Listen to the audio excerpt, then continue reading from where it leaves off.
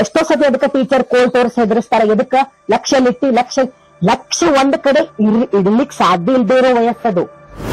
ಅಂದ್ರೆ ನೀವು ಈಗ ಸುಮ್ಮನೆ ಒಂದ್ PCH ಮಾಡಿದವ್ರು ಎಲ್ಲರನ್ನು ತಗೊಂಡೋಗಿ ಟೀಚರ್ ಮಾಡ್ತೇವಿ ಅನ್ನೋದು, ಬೇರೆ ಯಾವ್ದು ನೌಕರಿ ಸಿಗಲಿಲ್ಲ ಹಿಂಗಾಗಿ ನಾವು ಟೀಚರ್ ಆದ ಅನ್ನೋದು. ಬಾಗಿಲು ಹಾಕೊಂಡು ನೀವು ಒಬ್ಬ ಟೀಚರು ಬ್ಲಾಕ್ ಬೋರ್ಡ್ ಮೇಲೆ ಸಮೀಪವಾಗಿ ನಿಂತ್ಕೊಂಡು ಮಾಡು ಪಾಠವನ್ನ ಖರೇನೆ ಹೇಳ್ತೇನೆ, ಆ ವಯಸ್ಸಿನ ಮಕ್ಕಳು ಗ್ರಹಿಸುವುದಿಲ್ಲ. ಎಲ್ಲರಿಗೂ ನಮಸ್ಕಾರ ರೀ. ರಿಚಾರ್ಜ್ ವಿತ್ ಮಿಸ್ಟರ್ ಪವನ್ ಕಾರ್ಯಕ್ರಮದೊಳಗ ಇವತ್ತು ನಮ್ ಜೊತೆ ಇರೋ ಬಹಳ ವಿಶಿಷ್ಟ ವ್ಯಕ್ತಿ ಯಾರಂದ್ರ ಡಾಕ್ಟರ್ ಪ್ರಜ್ಞಾ ಮತ್ತಿಹಳ್ಳಿ ಅವರು. ವೃತ್ತಿಯಿಂದ ಇವರು ಪ್ರಾಧ್ಯಾಪಕರು ಹೌದು, ಆದ್ರ 30-35 ವರ್ಷದಿಂದ ಯಕ್ಷಗಾನ, ನಾಟಕ, ತಾಳಮದ್ದಲೆ, ಸಾಹಿತ್ಯ ಕ್ಷೇತ್ರ ಹಿಂಗ ಬಹಳಷ್ಟು ಕಡೆ ತಮ್ಮನ್ನು ತಾವು ತೊಡಗಿಸ್ಕೊಂಡಾರ. ಅಷ್ಟೇ ಅಲ್ಲ, ಇವತ್ತಿನ ಶಿಕ್ಷಣ ವ್ಯವಸ್ಥೆ ಮತ್ತು ಯುವ ಜನತೆ ಬಗ್ಗೆ ತಮ್ಮದೇ ಆದಂತಹ ಒಂದು ವಿಶೇಷವಾದ ನಿಲುವನ್ನ ಹೊಂದ್ಯಾರ. ಬರ್ರಿ ಅವರನ್ನು ಭೇಟಿಯಾಗಿ ಅವ್ರ ಜೊತೆ ಸ್ವಲ್ಪ ಮಾತಾಡೋಣ. ಮೇಡಮ್ ನಮಸ್ಕಾರ ರೀ. ಸಂತತ ಯೂಟ್ಯೂಬ್ ಚಾನಲ್ಗೆ ನಿಮ್ಗೆ ಬಹಳ ಪ್ರೀತಿಯ ಸ್ವಾಗತ. Thank you. ಹ್ಞೂನ್ರಿ ಮೇಡಮ್, ಈಗ ನೀವು ಹುಟ್ಟಿದ್ದು ಬೆಳೆದಿದ್ದೆಲ್ಲ ಶಿರಸಿ ಒಳಗ. ಹ್ಞೂನ್ರಿ. ಆವಾಗಿಂದ ನೀವು ಯಕ್ಷಗಾನ ಬಾಲ್ಯದೊಳಗ ಯಕ್ಷಗಾನ ಶುರು ಮಾಡ್ಕೊಂಡ್ರಿ. ಆ ಇಂಟ್ರೆಸ್ಟ್ ಬಂದಿದ್ದ ಹೆಂಗ? ಯಾಕಂದ್ರೆ ಕಲೆ ಮೂಲಕನೇ ಶುರು ಮಾಡೋಣ ಅಂತ. ಓಕೆ. ಯಾಕಂದ್ರೆ ಇವತ್ತಿನ ನಾವು ಇನ್ನೂ ಶಿಕ್ಷಣದ ಬಗ್ಗೆ, ಸಾಹಿತ್ಯದ ಬಗ್ಗೆ ಏನೇನೋ ಮಾತಾಡ್ಬೇಕಾರೆ, ಬಟ್ ಕಲೆ ಅನ್ನೋದು ನಿಮ್ ಜೀವನದೊಳಗಾತು, ಅಂದ್ಮೇಲೆ ಒಟ್ಟು ನಮ್ ಸಂಸ್ಕೃತಿ ಒಳಗ ಅದೊಂದು ಬಹಳ ಮುಖ್ಯ ಅಂಗ. ಹೌದು. ಸೊ ಅದ್ರ ಬಗ್ಗೆನೇ ಒಂದ್ ಸ್ವಲ್ಪ ಅಡ್ಡಿ ಇಲ್ಲ, ಮುದ್ದಾಮ. ಅಂದ್ರ ನಿಮ್ಗೆಲ್ಲಾ ಗೊತ್ತಿದೆಲ್ಲ, ಅಲ್ಲೇ ಯಕ್ಷಗಾನ ಇಷ್ಟು ಕಾಮನ್, ರಾತ್ರಿ ಎಲ್ಲ ಯಕ್ಷಗಾನ. ಆಮೇಲೆ ನಾವು ಸಣ್ಣವ್ರಿದ್ದಾಗ ನಮ್ಮ ಅಪ್ಪಾಗೂನು ಈ ಥಿಯೇಟ್ರಿಕಲ್ ಆಕ್ಟಿವಿಟೀಸ್ ಬಗ್ಗೆ ಬಹಳ ಇಂಟ್ರೆಸ್ಟ್. ಅವ್ರ ವಿದ್ಯಾರ್ಥಿ ದೆಸ ಒಳಗ ಸಿದ್ಲಿಂಗ್ ಪಟ್ರಿ ಶೆಟ್ರು ಜೋಡಿ, ಆಮೇಲೆ ಇವ್ರ ಜೋಡಿ ಎಲ್ಲ ಸೇರ್ಕೊಂಡು ಬಹಳಷ್ಟು ನಾಟಕಗಳನ್ನ ಮಾಡ್ತಿದ್ರು ಎಲ್ಲ, ಅವರೆಲ್ಲ ಕ್ಲಾಸ್ಮೇಟ್ಸ್ ಗತೆ. ಹಿಂಗಾಗಿ ಅವ್ರಿಗೆ ಮೊದ್ಲಿನ ನಾಟಕದೊಳಗೆ ಇಂಟ್ರೆಸ್ಟುನು ಮತ್ತ ಸ್ವಲ್ಪ ಇಂತ ಅಭಿರುಚಿ ಮತ್ತ ಒಂದು ಸ್ವಲ್ಪ ಮಟ್ಟಿಗೆ ಇದು ಕೂಡ ಎಕ್ಸ್ಪೋಜರ್ಸು ಇತ್ತು. ಹಂಗಾಗಿ ನಮ್ಗ ಅಲ್ಲಿ ಜಾತ್ರೆಗೆ ಬರುವಂತಹ ಕಂಪನಿ ನಾಟಕ ಮತ್ತ ಇದು ಸತತ ನಡೆಯುವ ಯಕ್ಷಗಾನಕ್ಕೆ ಕರ್ಕೊಂಡ್ ಹೋಗ್ತಿದ್ರು. ನಮಗೂ ನಾನು ನನ್ನ ತಮ್ಮ ಭಾರಿ ಇಂಟ್ರೆಸ್ಟ್ ನೋಡವ್ರ ಯಕ್ಷಗಾನ. ನಾವು ಹೆಂಗಂದ್ರ ಮಾರನೇ ದಿವ್ಸ ಬೆಳಿಗ್ಗೆ ಮತ್ತ ಅದನ್ನ ನಾವು ರೀಕ್ರಿಯೇಟ್ ಮಾಡ್ತಿದ್ವಿ. ಏನ್ ಕೈಗೆ ಸಿಕ್ಕಿದ್ದೆಲ್ಲ ತಗೊಳ್ಳೋದು, ಬೇಕಂದ್ರ ಕಾಡಗಿಲೆ ಮೀಸಿ ಹಚ್ಕೊಳ್ಳೋದು, ನಾವ ಹಾಡ್ಕೊಳ್ಳೋದು, ನಾವ ಕುಣಿಯೋದು, ಹಿಂಗ್ ಮಾಡ್ತಿದ್ವಿ. ಬಹಳ ಹಿಂಗ್ ಮಾಡ್ತಿದ್ವಲ್ಲ, ಅವಾಗ ಕೆಲವೊಂದು ಆ ಹಿಂದಿನ ದಿನ ಮಾಡ್ದವ್ರದ್ದು ಸೇಮ್ ಮಾಡ್ ತೋರ್ಸುವಷ್ಟ ಯಾವಾಗ ನಾವು ತಯಾರಾದ್ವಿ, ಅವಾಗ ನಮ್ಮ ಅಮ್ಮಾಗ ಬಹಳ ಇದು ಬಂತು. ಎಷ್ಟು ಕರೆಕ್ಟ್ ಮಾಡ್ತಾ ಅಲ್ಲ, ಎಷ್ಟ್ ಚಲೋ ಮಾಡ್ಲಿಕ್ಕತ್ತಿಯಲ್ಲ, ಇವ್ರಿಗೆ ಯಾಕೆ ನಾವು ಇದನ್ನ ಕಲಿಸಬಾರ್ದು, ಅಂದ್ರೆ ಇದನ್ನ ಸಾಧ್ಯವೇನು ಅಂತ ಆ ಒಂದು ಸಾಧ್ಯತೆನೆ ಅವಾಗ ಅಗ್ರಿ ಹೊಸ್ತದ.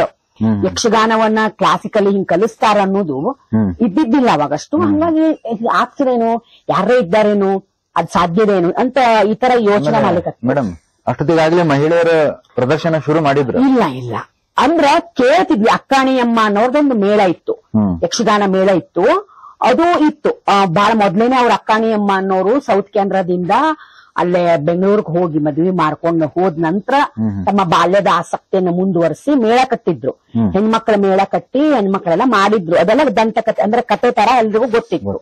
ಕೆಲವರು ನೋಡು ಬಿಟ್ಟಿದ್ರು ಅವ್ರ ಯಕ್ಷಗಾನಗಳನ್ನ. ಅಕ್ಕಣಿಯಮ್ಮನ ಮೇಳ ಅಂತಾನೆ ಒಂದು ಹೆಣ್ಮಕ್ಳ ಯಕ್ಷಗಾನ ಮಾಡಿದ್ರೆ ಅಕ್ಕಾಣಿಯಮ್ಮ ನೀನು ಅಂತ ಹಿಂಗ ಅಂದ್ರ ಓನ್ಲಿ ಒಂದೇ ಎಕ್ಸಾಂಪಲ್ ಹಂಗ ಅವ್ರ ಕ್ಲಾಸ್ ಶುರು ಮಾಡಿ ನಮ್ಗೆಲ್ಲ ಭಯಂಕರ ಥ್ರಿಲ್. ನಾವೇನ್ ತಕೊಂಡ್ಬಿಟ್ಟಿದ್ವಿ, 1ನೇ ದಿವ್ಸ ನಮ್ಗೆಲ್ಲ ಮಾಡ್ ತೋರ್ಸಂತಾರ, ನಾವ್ ಹಂಗ್ ಮಾಡ್ ತೋರ್ಸ್ಬೇಕು, ಹಿಂಗ್ ಮಾಡ್ ತೋರ್ಸ್ಬೇಕು ಅಂತ ಈ ಎಲ್ಲಾ ಏನು ಇದಿದ್ವಲ್ಲ ಥಿಯೇಟ್ರಿಕ್ ಅವ್ರು ಮಾಡೋದೆಲ್ಲ ಪಾಠಗಳನ್ನೆಲ್ಲ ನೋಡಿ ನಮ್ ತಲೆ ಅವ್ರು ತಾಳ ಲಯ ಹಿಂಗ್ ಶುರು ಮಾಡಿದ್ರು. ಇದೇ ಯಕ್ಷಗಾನ ಅಂತ ಹಿಂಗ. ಆದ್ರೂ ನಾವು ಆಮೇಲೆ ನಮಗ್ ಗೊತ್ತಾಯ್ತು, ಅವು ಏನು ಕೈಲೇ ಹಿಂಗ ತಾಳ ಹಾಕಿಸ್ತಾರ ಅಥವಾ ಬರೀ ಒಂದೊಂದೇ ಹೆಜ್ಜೆ ಇಡ್ತಾರ, ಅದೇ ಗಟ್ಟಿ ಮಾಡುದು ಅನ್ನೋದು ಆಮೇಲೆ ಪೂರ್ತಿ ಬಾಡಿಗೆ ನಮಗ್ ಹೋಗ್ಬೇಕು ಅನ್ನೋದು. ಆ ತಾಳಲಯ ಜ್ಞಾನದಿಂದನೇ ಆ ಕಲೆ ಶುರು ಆಗ್ಬೇಕು ಅಂತ ಹೇಳಿ ಮೊದಲಿಗೆ ಏಕಲವ್ಯ ಮಾಡಿದ್ವಿ. ನನಗ್ ದ್ರೋಣನ್ ರೋಲ್ ಕೊಟ್ಟಿದ್ರು, ಆ ಏಕಲವ್ಯ ಮಾಡಿದ್ವಿ. ಆಮೇಲೆ ಎರಡನೇದಾಗಿ ಪಲಾಂಡು ಚರಿತ್ರೆ ಅಂದ್ರೆ ಈ ನಿಸರ್ಗ ಸಂಧಾನ, ಬಹಳ ಚಂದ ಸ್ಕ್ರಿಪ್ಟ್ ಅದು, ನಮ್ ಭಾಗವತರ ಬರೆದಿದ್ದು. ಅವಾಗ ನಿಸರ್ಗ ಪ್ರೊಟೆಕ್ಷನ್ ಮಾಡ್ಬೇಕು ಅಂತ ಉತ್ತರ ಕನ್ನಡದೊಳಗೆ ಚಳುವಳಿ ಶುರುವಾಗಿತ್ತು. ಅದಕ್ಕೆ ಪೂರಕವಾಗಿ ಅವರು ಒಂದು ಯಕ್ಷಗಾನನೂ ಅದ್ರ ಆ ಸಂದೇಶ ಬೇಕು ಅಂದಾಗ ಇವರು ಅದನ್ನ ಹುಡುಕ್ ತೆಗೆದಿದ್ರು. ನಿಸರ್ಗ ಸಂಧಾನ ಬಹಳ ಚಂದ ಪದ್ಯಗಳನ್ನೆಲ್ಲ ಬರೆದು ಅವ್ರಿಗೆ ಏನಾಗ್ತಾರೆ ಮೇಡಮ್? ಅಂದ್ರ ಅದ್ರೊಳಗ ಮಾವಿನ ಗಿಡ ಚೂತರಾಜ ಅವ ಒಂದ್ ಆಳ್ಕೆ ಮಾಡ್ತಿರ್ತಾನ. ಆದ್ರ ಈ ಭೂಮಿ ಕೆಳಗಿನವು ಏನಿರ್ತಾವಲ್ಲ, ಪಲಾಂಡು ಅಂದ್ರ ಈ ಉಳ್ಳಾಗಡ್ಡಿ, ಬಟಾಟಿ, ಉಳ್ಳಾಗಡ್ಡಿ ಇವೇನ್ ಭೂಮಿ ಕೆಳಗಿರ್ತಾವಲ್ಲ ಇವಕ್ಕೂ ಕ್ಲಾಶ್ ಬರುದು. ಅವ್ರೇನ ಮ್ಯಾಲೆ ಭೂಮಿ ಮ್ಯಾಲ್ನವ್ರು ನಮ್ಮನ್ನ ಶೋಷಣೆ ಮಾಡ್ತಾರ ಅನ್ನೋರ್ ಗತೆ ಈ ಭೂಮಿ ಕೆಳಗಿನ ಬಹಳ ಮಜಾ ಇತ್ತದು. ಅವ್ರಿಗೆ ಏನು ಖುಷಿ, ನನ್ನ ಬ್ರದರ್ಸ್ ಎಲ್ಲ ಸಣ್ಣ ಸಣ್ಣವ್ರು, ನಾನಾ ಒಬ್ಬ ದೊಡ್ಡಕಿ ಆ ಕ್ಲಾಸ್ ಒಳಗ. ಎಲ್ಲಾರಿಗೂ ಒಬ್ರಿಗೆ ಉಳ್ಳಾಗಡ್ಡೆ, ಒಬ್ರು ಬಟಾಟಿ ಇಂತ ಪಾರ್ಟ್ ಅಲ್ಲ, ಬಹಳ ಅದನ್ನ ಎಂಜಾಯ್ ಮಾಡ್ಕೊಂಡು ನಾವು ಮಾಡ್ತಿದ್ವಿ. ಆಮೇಲೆ ಕ್ಲಾಶ್ ಬರ್ತದ, ಜಗಳ, ಹೊಡೆದಾಟ ಇತ್ಯಾದಿ ಯುದ್ಧದ ಮಟ್ಟಕ್ಕ. ಆಮೇಲೆ ಭೂಮಿ ತಾಯಿ ಏನ್ ಮಾಡ್ತಾಳ, ಅಕ್ಕಿಗೆ ಚಂದ್ರ ಬಂದು ಸಂದೇಶ ಕೊಡ್ತಾನ. ಅಂದ್ರೆ ಚಂದ್ರ ಈ ಬೆಳೆಗಳಿಗೆಲ್ಲ ಬೇಕಾದವನು ಅಂತ. ಈ ನಮ್ಮ ಈಗಲೂ ಕೂಡ ನಮ್ಮಲ್ಲ ಸಸ್ಯಶಾಸ್ತ್ರೀಯವಾಗಿ ನಂಬಿಕೆ ಇದೆ, ಸೂರ್ಯನ ಬೆಳಕು ಎಷ್ಟು ಮುಖ್ಯ ಇದೆಯೋ ಚಂದ್ರನ ಬೆಳಕು ಅಷ್ಟೇ ಬೇಕು ಈಗ ಗಿಡ ಮರಗಳಿಗೆ. ಹಂಗ ಅವ ಮತ್ತು ಭೂಮಿ ಮಾತಾಡ್ಕೊಂಡು ಭೂಮಿ ತಾಯಿ ಬಂದು ಯಾವಾಗ್ಲೂ ಸೂರ್ಯ ಇದ್ರೂ ಚಂದ್ರನ ಬೆಳಕು ಬೆಳೆಸ್ತದ. ಎಷ್ಟೋ ಈ ಔಷಧೀಯ ಸಸ್ಯಗಳನ್ನೆಲ್ಲ ಬಹಳ ಚಂದ ಬೆಳೆಸ್ತದದು. ಆ ರೀತಿ ಒಳಗ ಸಂಧಾನ ಮಾಡ್ತಾಳಕ್ಕಿ ಭೂಮಿ ತಾಯಿ ಬಂದು, ಇಲ್ಲಪ್ಪ ನೀವೆಲ್ಲ ನನ್ ಮಕ್ಕಳೇ ಇದ್ದೀರಿ, ನಿಮ್ಮ ಏನು ಇದು ಇರ್ತದಲ್ಲ ಕ್ಷೇತ್ರ, ಅಲ್ಲಿ ನೀವು ನಿಮ್ಮ ಕರ್ತವ್ಯ ಮಾಡ್ಕೊಂಡು ಚಂದಾಗಿದ್ರೆ ಜಗತ್ತು ಸಂತೋಷವಾಗಿರ್ತದಂತೆ. It was very beautiful script. ಆಮೇಲೆ ಏನಾಗ್ಬಿಡ್ತು, ಅಶಿಸ್ತು ಬಂತು ಸ್ವಲ್ಪ ನಮ್ ಟೀಮ್ ಒಳಗ. ಈ ಗಂಡು ಹುಡುಗರಿಗೆ ಅವಾಗ ಕ್ರಿಕೆಟ್ ಜೋರ್ ಇರ್ತಿತ್ತು. ಅವರು ಕ್ರಿಕೆಟ್ ಪ್ರಾಕ್ಟೀಸಿಗೆ ಹೋಗುದು, ಕ್ಲಾಸ್ ತಪ್ಸುದು. ಆಮೇಲೆ ಕ್ಲಾಸ್ ಒಳಗ್ ಬಂದ್ರು ಅದ್ ಹೆಂಗೋ 2 ಪಾರ್ಟಿ ಮಾಡಿ ಹೊರದಾಗ್ಬಿಡ್ತಿದ್ವು ಕ್ರಿಕೆಟ್ ಸಂಬಂಧ. ಕ್ರಿಕೆಟ್ ಅಷ್ಟು ಮನ್ಸಿಗೆ ಬಹಳ ಸೀರಿಯಸ್ಲಿ ತಗೊಂಡ್ಬಿಟ್ರು. ಅದಕ್ಕೋಸ್ಕರ ಆ ಗಂಡು ಹುಡುಗರು ಬೇಡ ಇನ್ ಹುಡುಗಿಯರ್ದ್ ಮಾಡೋಣ ಅಂದ್ರೆ ನಾವು ಎಕ್ಸ್ಕ್ಲೂಸಿವ್ಲಿ ಒಂದ್ ಮಹಿಳಾ ತಂಡ ಕಟ್ಟಬೇಕು ಅನ್ನೋ ಉದ್ದೇಶಕ್ಕೆ ಹೋಗಿದ್ದಲ್ಲದು. ಈ ತರ ಆಗಿ ಲಾಸ್ಟಿಗೆ ಏನಾಗ್ಬಿಡ್ತು, ಅದೊಂದ್ ಮಹಿಳಾ ತಂಡ ಆಗ್ಬಿಡ್ತು. ಅದು ಎಲ್ಲಾರು ಮುಂದೆ ರಿಕಗ್ನಿಷನ್ ಸಿಕ್ಬಿಡ್ತದೆ. ಮಹಿಳಾ ತಂಡ, ಮಹಿಳೆಯರ ಯಕ್ಷಗಾನ ಮಾಡ್ತಾರೆ, ಹೆಣ್ಣು ಮಕ್ಕಳಷ್ಟ ಯಕ್ಷಗಾನ ಮಾಡ್ತಾರಂತ, ಅವ್ರನ್ನ ಕರ್ಸೋಣ ಮಾಡ್ಸೋಣ. ಮೇಡಮ್ ಈಗಲ್ಲ ಯಕ್ಷಗಾನ ಒಂದು ಜಾನಪದ ಕಲೆಯಾಗೆ ಅಂದ್ರೆ ಈಗ ಶಾಸ್ತ್ರೀಯ ಆಗ್ಬಿಡ್ತ. ಅಂದ್ರೆ ಹೆಂಗೆ ಜಾನಪದ ಕಲೆಯಾಗಿ ಬೆಳೆದಿದ್ದ, ಆಮೇಲೆ ಈಗ ಅದು ಪೂರ್ತಿ ಶಾಸ್ತ್ರೀಯ. ಅದನ್ನ ತಾಳ ಲಯದ ಜೊತೆಗೆ ಒಂದು ಹೆಜ್ಜೆಗಳ ಪರಿಕಲ್ಪನೆ ಜೊತೆಗೆ ಹೇಗೆ ಅದನ್ನ ಮಾಡ್ಬೇಕು ಅನ್ನೋದನ್ನ ಯಾವಾಗ ನಾವು ಸಿಸ್ಟಮೆಟಿಕ್ ಆಗಿ ಕಲಿಸ್ಲಿಕ್ಕೆ ಹತ್ವಲ್ಲ, ಅವಾಗ ಅದಕ್ಕೊಂಥರದ ಕ್ಲಾಸಿಕಲ್ ಒಂದು ಇದು ಬಂತು. ಆದ್ರೂ ಕೂಡ ಅದರಲ್ಲಿ ಕ್ಲಾಸಿಕಲ್ ಅಂಶ ಕಲಿಸುವ ಮಟ್ಟಕ್ಕಷ್ಟೇ ಇದೆ, ಪ್ರದರ್ಶನಕ್ಕಿಲ್ಲ ಅಂತ ಯಾಕೆ ಹೇಳ್ತೇನೆ ಅಂದ್ರೆ, ಈಗ ಸ್ವಂತದಿಂದ ನಾವು ಸಂಭಾಷಣೆಯನ್ನ ತಗೊಂಡಾಗ ನಾನೇ ಸ್ವಂತ ಸಂಭಾಷಣೆ ಮಾತಾಡೋದು, ಒಂದು ಇಂಪ್ರೈಸೇಷನ್ ಮಾಡೋದಾಗ್ಲಿ, ಅದು ಇದ್ದೇ ಇದೆ.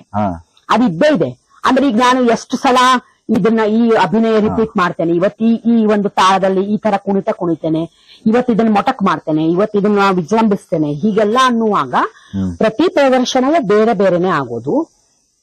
ಪ್ರತಿ ದಿನ ಮಾಡಿದಾಗೂ ಅದು ಬೇರೆ ಬೇರೆ ತರಾನೇ ನಮ್ಮ ನೋಡುಗರಿಗೆ ಅದು ಖುಷಿ ಕೊಡೋದು.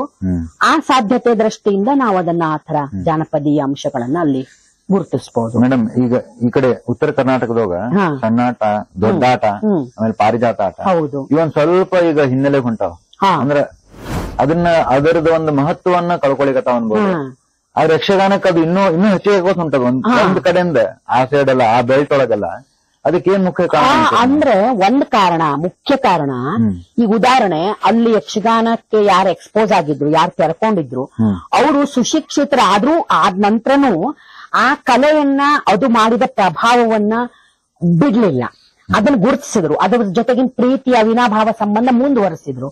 ಅಂದ್ರೆ ನಾವು ಉದಾಹರಣೆ ಕೊಡ್ಬೋದು, ಎಷ್ಟೆಲ್ಲ 100 ಜನ ಸಾಫ್ಟ್ವೇರ್ ಇಂಜಿನಿಯರ್ಸ್ ಬಾಲ್ಯದಲ್ಲಿ ಯಕ್ಷಗಾನ ಮಾಡ್ತಿದ್ವಿ, ಈಗ ವೀಕೆಂಡ್ ಅಲ್ಲಿ ಮಾಡೋಣ ಅಂತ ಹೇಳಿ ತಮ್ಮ ಕಂಪನಿಗಳಲ್ಲಿ ಆಗಿರ್ಬೋದು, ಅಥವಾ ತಾವು ಎಲ್ಲೋ ಯಾವ್ದೋ ದೇಶಕ್ಕೆ ಹೋಗಿ ನೌಕರಿ ಮಾಡೋದಿದ್ರೆ ಅಲ್ಲಿ ಕನ್ನಡ ಸಂಘದಿಂದ ಆಗಿರ್ಬೋದು, ನಿರಂತರವಾಗಿ ಅದಕ್ ಮಾಡ್ತಿರ್ತಾರೆ, ಪ್ರದರ್ಶನ ಮಾಡ್ತಿರ್ತಾರೆ. ಹಿಂಗೆ ಶಿಕ್ಷಿತರೂ ಕೂಡ ಮತ್ತು ಈ ತರ ನಾಗರಿಕ ಪ್ರಪಂಚಕ್ಕೆ ಸೇರ್ಕೊಂಡ್ ನಂತರದವರು ಅದಕ್ಕೆ ವಾಪಸ್ ಬಂದು ಮತ್ತೆ ಅದನ್ನ ರಿಪೀಟ್ ಅದ್ರ ಜೊತೆಗೆ ಒಡನಾಟ ಮುಂದುವರಿಸುವುದಕ್ಕಾಗಿ ಅದು ಹಳ್ಳಿಗೂ ಸಲತು, ದಿಲ್ಲಿಗೂ ಸಲತು. ಈಗ ನನ್ನ ಸಣ್ಣ ಮಗಳು ಟೆಕ್ ಮಹೀಂದ್ರದೊಳಗೆ ಕೆಲಸ ಮಾಡೋರು ನಿನ್ನೆ ಯಕ್ಷಗಾನದ ಒಂದು ಪ್ರದರ್ಶನ ಬರೋ ತರದೊಳಗೆ ಅವರ ಒಂದು ಇದು ಫ್ಯೂಷನ್ ನೃತ್ಯದೊಳಗೆ ಅಕ್ಕಿ ಮಾಡಿದ್ಲು. ಅಂದ್ರೆ ಎಲ್ಲಾದರೂ ಸರಿ ಒಂದ್ ಸಣ್ಣ ಅವಕಾಶ ಸಿಕ್ಕರು ನಮ್ಮ ಯಕ್ಷಗಾನ ಮಾಡ್ಬೇಕು ಅನ್ನೋ ಪ್ರೀತಿ ನಮಗಿದ್ರೆ ಅದು ನಮ್ಮ ಹಳೆಯ ಕಲೆಯನ್ನ ನಾವು ಈ ತರ ಪುನರುಜ್ಜೀವನ ಮಾಡಬಹುದು. ಈಗ ಆ ವಯಸ್ಸಿನಾಗ ಈ ಪ್ರೈಮರಿ ಸ್ಕೂಲ್ ಆ ವಯಸ್ಸಿನಾಗ ಇಂಥ ಕಲೆಗಳು ಎಷ್ಟು ಮುಖ್ಯ? ಆ ವಯಸ್ಸಿಗೆ ನಿಜ ಹೇಳ್ಬೇಕು ಅಂದ್ರೆ ಬಾಗಲ ಹಾಕೊಂಡು ನೀವು ಒಬ್ಬ ಟೀಚರು ಬ್ಲಾಕ್ ಬೋರ್ಡ್ ಮೇಲೆ ಸಮೀಪವಾಗಿ ನಿಂತ್ಕೊಂಡು ಮಾಡು ಪಾಠವನ್ನ ಖರೇನು ಹೇಳ್ತೇನೆ, ಆ ವಯಸ್ಸಿನ ಮಕ್ಕಳು ಗ್ರಹಿಸುವುದಿಲ್ಲ. ಆ ವಯಸ್ಸಿಗೆ ಹಂಗೆಲ್ಲ ಒಂದ್ ಮನುಷ್ಯ ನಿಂತ್ಕೊಂಡು ಪಾಠ ಮಾಡಿದ್ದು ಎಷ್ಟೋ ಸತಿ ಅದಕ್ಕೆ ಟೀಚರ್ ಕೋಲ್ ತೋರಿಸಿ ಹೆದರಿಸ್ತಾರೆ. ಎದಕ್ಕ ಲಕ್ಷ ಒಂದ್ ಕಡೆ ಇಡ್ಲಿಕ್ ಸಾಧ್ಯ ಇಲ್ದೇ ಇರೋ ವಯಸ್ಸದು. ಆ ವಯಸ್ಸಿಗೆ ಒನ್ ಮ್ಯಾನ್ ಶೋ ಮಾಡಿದ್ರೆ ನಿಮ್ಗೆ ತಿಳಿಯುವುದೇ ಇಲ್ಲ. ಆದ್ರ ಆ ವಯಸ್ಸು ಫುಲ್ ಗ್ರಹಿಸುವ ವಯಸ್ಸಾಗಿದ್ದಕ್ಕ ಹೊರಗಿನ ಜಗತ್ನೊಳಗೆ ಏನೇನ್ ನಡೀತಿರ್ತಾವ, ಯಾವೆಲ್ಲ ಚಟುವಟಿಕೆಗಳು ನಡೀತಿರ್ತಾವ, ಏನೆಲ್ಲ ಸಂಭ್ರಮಾಚರಣೆಗಳು ನಡೀತಿರ್ತಾವ, ಮತ್ತೆ ಅದ್ರ ಹಿಂದಿನ ಉದ್ದೇಶಗಳನ್ನ ಬಹಳ ಏನು ಸೈದ್ಧಾಂತಿಕವಾಗಿ ಹೇಳಿದಲ್ಲ, ಅವುಗಳನ್ನ ಆ ವಿವರಣೆಗಳ ಜೊತೆಗೇನೆ ಮತ್ತು ಅನೌಪಚಾರಿಕವಾದ ಆ ಒಂದು ಪಾಲ್ಗೊಳ್ಳುವಿಕೆ ಮೂಲಕನೇ ನಾವು ಗ್ರಹಿಸುದು. ಅವಾಗ ಬರೀ ಗ್ರಹಿಸಿರ್ತೇವೆ, ಇದೆಲ್ಲ ಅರ್ಥ ತಿಳಿತಿರುವುದಿಲ್ಲ. ಅರ್ಥ ತಿಳಿಬೇಕಾದ್ರೆ ಮತ್ತಷ್ಟು ವಯಸ್ಸಾಗಿರ್ತದೆ. ಆದ್ರ ಆ ಗ್ರಹಿಕೆ ಮುಂದೆ ನಮಗ ಕಲಿಕೆ ಆಗ್ತದೆ.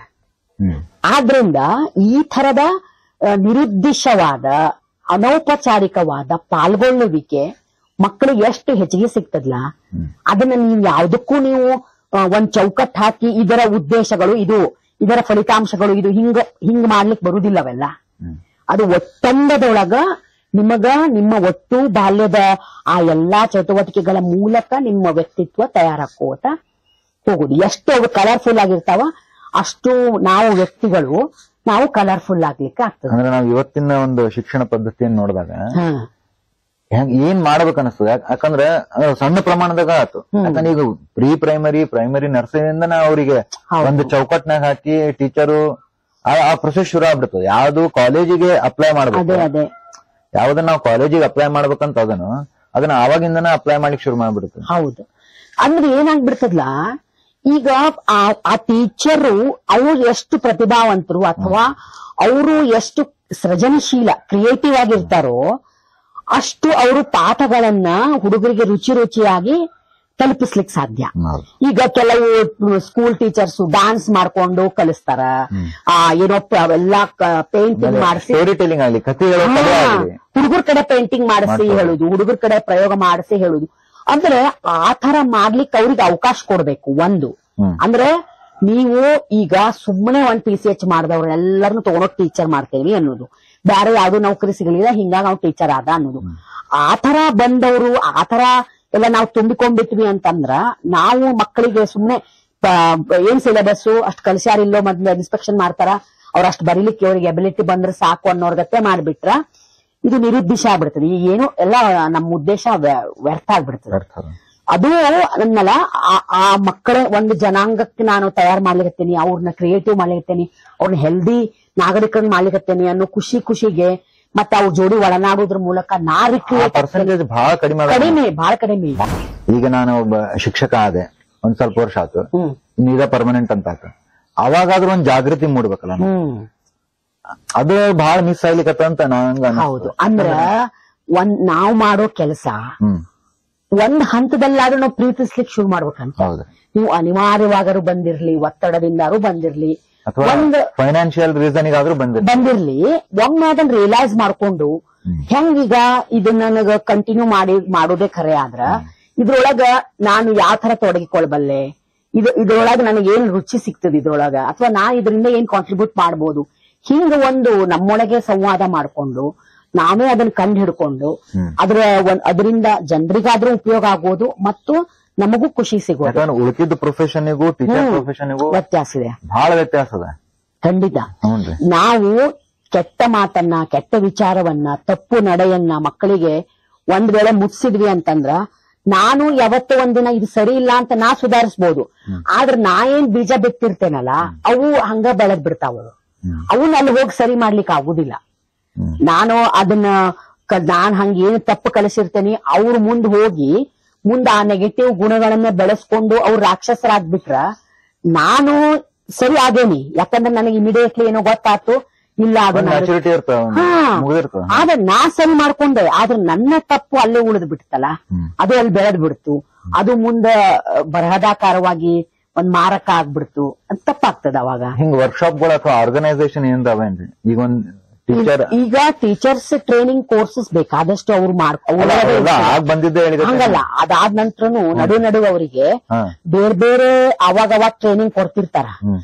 ಆದ್ರ ಬಹಳಷ್ಟು ನಮ್ಮ ಟ್ರೈನಿಂಗ್ ಗಳ ಉದ್ದೇಶ ಏನಿರ್ತದಂತಂದ್ರೆ ಏನೋ ಅವ್ರನ್ನ ಅಪ್ಡೇಟ್ ಮಾಡೋದಿರ್ತದ. ಆಮೇಲೆ ಇನ್ನೊಂದು ನನಗನ್ಸಿದ ಪ್ರಕಾರ ಅವುಗಳ ಉದ್ದೇಶ ಮತ್ತೆ ಸಿಲೆಬಸ್ ನಾವ್ ಹೆಂಗ್ ಹೇಳ್ತೀವಿ ಅನ್ನೋದು ಸಿಲೆಬಸ್, ಮಾಹಿತಿ, ಅದ್ರೊಳಗೆ ಅಪ್ಡೇಷನ್, ಏನೋ ಒಂದ್ ಕಂಪ್ಯೂಟರ್ ಹೊಸದಾಗಿ ಇಂಟ್ರೊಡ್ಯೂಸ್ ಆದಾಗ ಅದನ್ನ ಅಪ್ಡೇಷನ್ ಮಾಡುದು. ಈ ತರ ಮಕ್ಕಳ ಜೊತೆ ನಾವು ಹೆಂಗ ಬೆರಿಬೇಕು ಅಥವಾ ಅವ್ರಿಗೆ ಹೆಂಗ್ ಕಲಿಸ್ಬೇಕು ಅದು ಏನದಲ್ಲ, ಅವ್ರವ್ರೇ ಹಿಂಗ ನಾವೇ ನಮ್ಮ ಜೀವನದೊಳಗೆ ನಾವೇ ಕಲ್ತ್ಕೊಂಡು ನಾವೇ ಅರ್ಥ ಮಾಡ್ಕೊಂಡು ಅದನ್ನ ಹೆಂಗ ಸ್ಟೂಡೆಂಟ್ಸ್ ನಾವು ರೀಚ್ ಮಾಡ್ಬೋದು ಅನ್ನೋದು ನಾವೇ ಕಂಡು ಹಿಡ್ಕೋತ. ಈಗ ಪ್ರೈಮರಿ ಸ್ಕೂಲ್ ಟೀಚರ್ಸ್ ಒಳಗೂ ಸಾಕಷ್ಟು ಮಂದಿ ಕ್ರಿಯೇಟಿವ್ ಆಗಿ ವಿಚಾರ ಮಾಡೋರು ಇರ್ತಾರ. ಅದ್ರೊಳಗ ಥಿಯೇಟರ್ ತರೋರು ಇರ್ತಾರ. ಅದ್ರೊಳಗನ ಹುಡುಗರನ್ನ ವಿಭಿನ್ನವಾಗಿ ಬೆಳೆಸೋರು, ಅವ್ರಿಗೆ ಸೈಂಟಿಫಿಕಲಿ ಕೆಲವೊಬ್ರು ರಿಸರ್ಚ್ ಮಾಡಿಸಿ ಅದ್ರಲ್ಲಿ ಬೆಳೆಸೋರು. ಹಿಂಗ ಅವ್ರವ್ರ ಸ್ವಂತಿಕೆಯಿಂದ ಅದ್ಭುತ ಮಾಡೋರು ಇದ್ದಾರ. ಆದ್ರ ಕೆಲವರು ಇರೋದ್ರಿಂದ ನಾವು ಅವ್ರ ಹೆಸರು ಅಥವಾ ಅವ್ರ ಗುರುತಿಸ್ತಿರ್ತೇವಿ. ಅದೇ ದತ್ತವಾಗಿ ಬೆಳೀತು, ಅದ್ಲೇ ಬಹಳ ಆತು ಅಂತ. ಖರೇನೆ ವಿದ್ಯಾರ್ಥಿಗಳು ಬಹಳ ಈಗ ಕೆಲವು ವರ್ಷದಿಂದ national new education policy apply ಮಾಡ್ಬೇಕು ಬಿಡ್ಬೇಕು ಅನ್ನೋದೊಂದು, ಆ ಪಾಲಿಸಿ ಬಗ್ಗೆ ನೀವು ಸಾಕಷ್ಟು ಇಂಟ್ರಾಕ್ಷನ್ ಮಾಡಿರ್ತೀರ ಅಥವಾ ಅದ್ರ ಬಗ್ಗೆ ಅಟೆಂಡ್ ಮಾಡಿರ್ತೀರ, ಅದು ಹೆಂಗ ಅನಿಸ್ತದ? ಅದು ನ್ಯಾಷನಲ್ ಎಜುಕೇಶನ್ ಪಾಲಿಸಿ, ರಾಷ್ಟ್ರೀಯ ಶಿಕ್ಷಣ ನೀತಿ ಅಂತ ಹೇಳಿ ಅದರ ಒಟ್ಟು ಸ್ಕ್ರಿಪ್ಟ್ ಓದ್ದವಾಗ ನಮ್ಗೇನ್ ಅನಿಸ್ತಿತ್ತು, ನಾನೇನ್ ತಿಕೊಂಡಿದ್ದೆ, ಯೂಶುವಲಿ ಯಾವುದೇ ಒಂದು ಇಂಪ್ಲಿಮೆಂಟ್ ಆಗುವಾಗ ಪ್ರೈಮರಿ ಅಂದ್ರೆ ಅದು ಎಲ್ಲಿ ಶುರು ಆಗ್ತದಲ್ಲ ಅಲ್ಲಿ ಫಸ್ಟ್ ಮಾಡ್ತಾರೆ. ಅಂದ್ರೆ ಈಗ 3ನೇ ವರ್ಷಕ್ಕೆ ಸ್ಕೂಲ್ಗೆ ಹೋಗ್ಬೇಕು ಅಂದ್ರೆ ಅಲ್ಲಿಂದ ಶುರು ಆಗ್ತದ ಅದು ಆಮೇಲೆ ಆ ಬ್ಯಾಚ್ ಮುಂದ್ ಬಂದು ಯಾವ್ದೋ ಒಂದ್ ಹಂತ ಕಾಲೇಜಿಗೆ ಬರ್ತದ, ಅವಾಗ ಕಾಲೇಜಿಗೆ ಹಾಕ್ತಾರ ಅದನ್ನ, ಆ ಸಿಲೆಬಸ್. ನಾವ್ ಹಿಂಗ್ ತಿಳ್ಕೊಂಡ್ಬಿಟ್ಟಿದ್ವಿ. ಅದೇನಾಗ್ಬಿಡ್ತು, ನಮ್ಮ ರಾಜ್ಯ ಅದನ್ನ ಇಂಪ್ಲಿಮೆಂಟ್ ಮಾಡ್ಕೊಂಡಿದ್ದು ಉನ್ನತ ಶಿಕ್ಷಣ ಇಲಾಖೆ. ಅಂದ್ರೆ ಒಮ್ಮೆ ಹೈಯರ್ ಎಜುಕೇಶನ್ ಗೆ ಬಂತದು. ಹಂಗ ಅಷ್ಟು ವರ್ಷ ಅವ್ರಿಗೆ ಅದ್ರದ್ದೇನು ಇಲ್ಲ, ಟಚ್ ಇಲ್ಲ ಅಲ್ಲ. ಅಂದ್ರೆ ಸ್ಟಾರ್ಟ್ ಮಾಡಿದ್ದ ಹೈಯರ್ ಎಜುಕೇಶನ್ ದವ್ರು ಮಾಡಿದ್ರು. ಈ ಪ್ರೈಮರಿ ಎಜುಕೇಶನ್ ಇಲಾಖೆ ಅಥವಾ ಆ ಹಂತಕ್ಕೆ ಅದನ್ನ ತಗೊಂಡೇ ಮುಂದಿನ ದಿನಗಳಲ್ಲಿ ಬರ್ತದ ಅನ್ನೋ ತರ ಏನೋ ಹೇಳಿದ್ರು.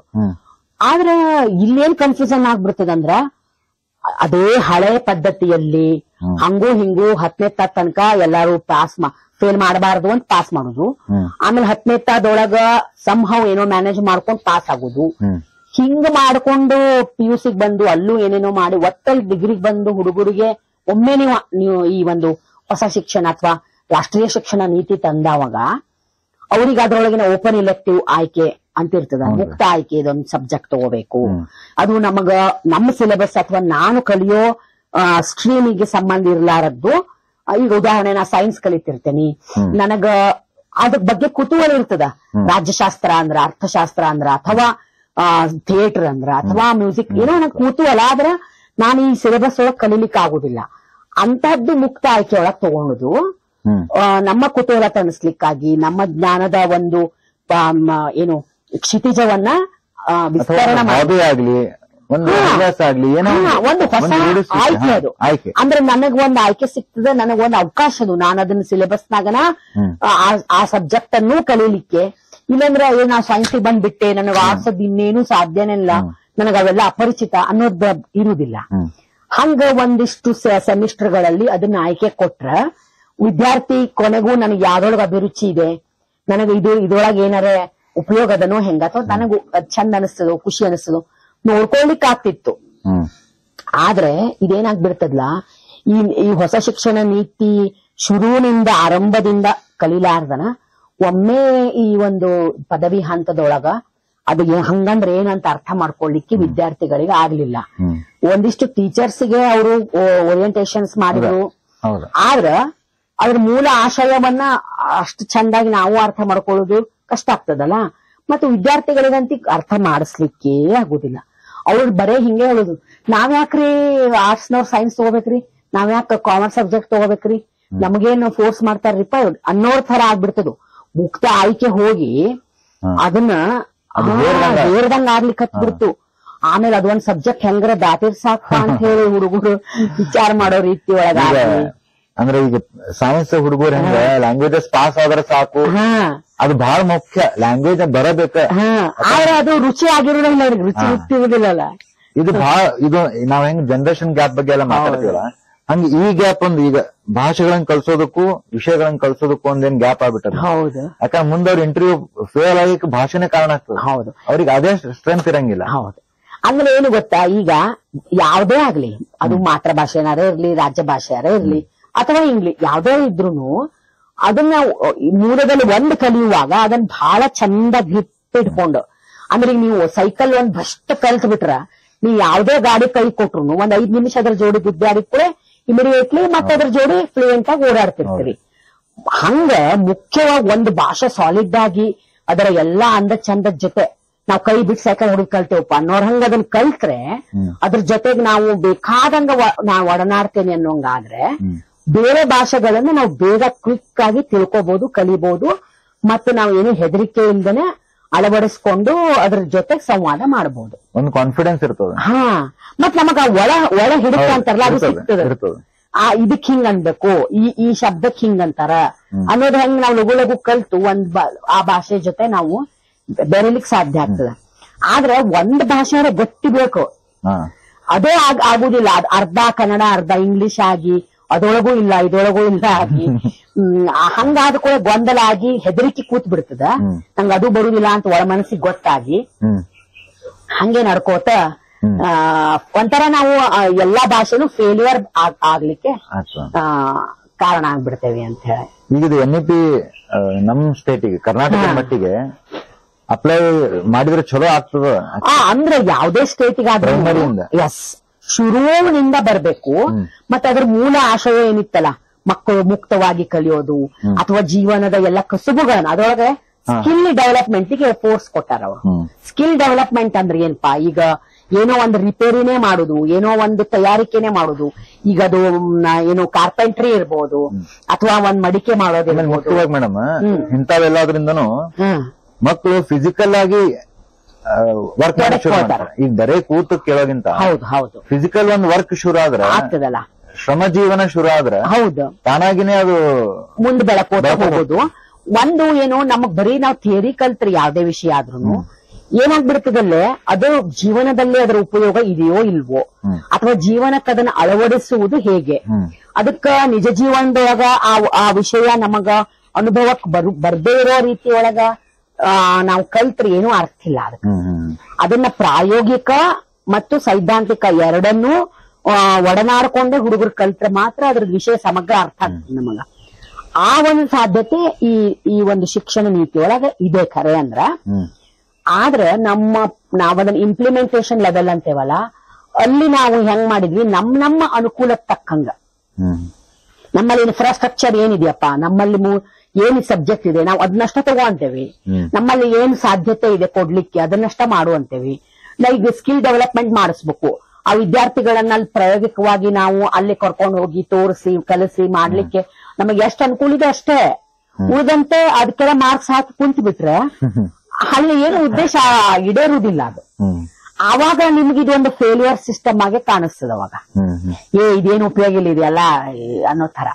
60 ಮಾರ್ಕ್ಸ್ ನೀವು ಬರೀರಿ, 40 ಮಾರ್ಕ್ಸಿನಷ್ಟು ನಿಮಗೆ ಇತರದ್ದ ಚಟುವಟಿಕೆಯಿಂದನೇ ತಗೊಳ್ರಿ ಅಂದಾಗ ಆ ಚಟುವಟಿಕೆ ಎಷ್ಟೆಷ್ಟು ಗಟ್ಟಿ ಇರ್ತದೋ ಅಷ್ಟಷ್ಟು ಮಾತ್ರ ನೀವು ಚಲೋ ಮಾಡ್ಕೊಳ್ಲಿಕ್ ಸಾಧ್ಯ. ಮತ್ತೇನು ಅಡಚಣೆಗಳು ಇರ್ಬೋದಿಲ್ಲ ಈ ರಾಜಕೀಯವಾಗಾತು ಅಥವಾ ಇಲ್ಲ. ಅಂದ್ರೆ ಸಮಸ್ಯೆ ಹೆಂಗ್ ಬರ್ತದಂದ್ರೆ, ಈಗ ನೀವು ಅದನ್ನ ಪ್ರಾಥಮಿಕ ಶಿಕ್ಷಣ ನೀತಿ ಒಳಗನ ಹೊಸ ಏನು ರಾಷ್ಟ್ರೀಯ ಶಿಕ್ಷಣ ನೀತಿ ತಂದ್ ಬಿಟ್ರಿ ಅಂದ್ರ ಅದು 1ರಿಂದ 12ನೇ ತನಕ ಹೋಗ್ತದದು. ಹಂಗಾದಾಗ ನಿಮ್ಗೆ PUC ಕಾನ್ಸೆಪ್ಟೇ ಇರುವುದಿಲ್ಲ. ಮತ್ತೀಗ ನಮ್ಮಲ್ಲಿ ಪ್ರಬಲರು ಬಲಿಷ್ಠರು PUC ಕಾಲೇಜಸ್ ಗಳ ಮೂಲಕ ದೊಡ್ಡ ಮಟ್ಟದೊಳಗ ಹಣ ಮಾಡ್ಕೊಳಿಕತ್ತಾವಾಗ ನೀವು ಒಂದ್ ಬಾಯಿಂಡೆ PUC ಕಾಲೇಜೇ ಮುಚ್ಚಿಸ್ತೇನೆ ಅಂದ್ರ ಅದು ಬಹಳ ತ್ರಾಸಿಗೆ ಬರ್ತದಲ್ಲ. ಅದೆಲ್ಲ ಇಂಪ್ಲಿಮೆಂಟ್ ಆಗ್ಲಿಕ್ಕೆ ಗೊತ್ತಿಲ್ಲ. ಹಿಂಗ ಹಲವಾರು ವಿಭಿನ್ನ ಆಯಾಮಗಳು, ಕಾರಣಗಳು, ಅದರದ್ದೇ ಆದಂತಹ ಅಡ್ಡಿ ಆತಂಕಗಳು ಇದ್ದಿರಬಹುದು. ಆದ್ರೆ ಅನ್ನಲ್ಲ, ಏನೇ ತಗೊಂಡ್ಬರ್ಬೇಕಾದ್ರ ಅಷ್ಟು ಕಾಲಾವಕಾಶ ಬೇಕಾಗ್ತದೆ. ಮತ್ತು ಎಲ್ಲ ಲಾಂಗ್ ಟರ್ಮ್ ಹೌದೌದು, ಪೂರ್ತಿ ಶಿಕ್ಷಣ ವ್ಯವಸ್ಥೆನ ಚೇಂಜ್ ಮಾಡಬೇಕು, ಒಂದು ಲಾಂಗ್ ಟರ್ಮ್ ಪ್ರೊಸೆಸ್. ಖಂಡಿತ ಅದ್ರ ಆಶಯ ಅರ್ಥ ಮಾಡ್ಕೊಂಡು ಎಲ್ರಿಗೂ ಆಮೇಲೆ ಅದನ್ನ ಇಂಪ್ಲಿಮೆಂಟೇಶನ್ ಮಾಡೋದು ಬಹಳ ಚಲೋ.